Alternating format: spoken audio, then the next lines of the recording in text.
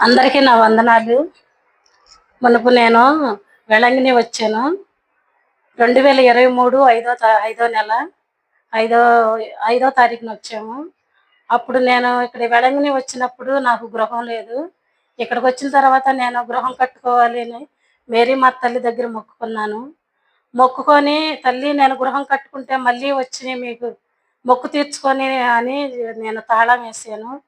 ఆ తాళం తీసుకొని మళ్ళీ నా గృహానికి వేసుకుంటానన్నాను. అదే విధంగా నాకు తొందరగానే గృహం అయిపోయింది. నేను 6 నెలల్లో ఇంట్లోకెళ్ళిపోయాను. అందుకనే మళ్ళీ ఇప్పుడు వచ్చాను నేను. మళ్ళీ వచ్చి మొక్కు తీర్చుకొని వెళ్ళాలని వచ్చాను ఆశపడి. కానీ నేను మళ్ళీ నా గృహం పూర్తయిపోయింది 6 నెలల్లో. మళ్ళీ నేను ఇప్పుడు 2025లో మళ్ళీ ఇప్పుడు నేను 23లో మళ్ళీ ఇక్కడికొచ్చాను. వెలంకిని మొక్కు తీర్చుకోవాలని. కానీ నేను వచ్చేటప్పుడు నా బస్సులో నా కాలు బెనికి పట్టేసి బాగా వాసిపోయింది. చాలా బాధపడ్డాను. నడవలేనంత పరిస్థితి వచ్చింది. ఒకసాట మళ్ళీ దింపి నన్ను వీల్ చైర్‌లో తోసుకెళ్లారు.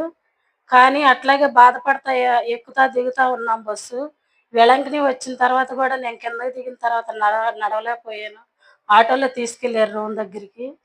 కానీ ఇక్కడికొచ్చాక చాలా అద్భుత కార్యం జరిగింది. నా కాలు మళ్ళీ నొప్పి తగ్గింది, నడవనిచ్చింది.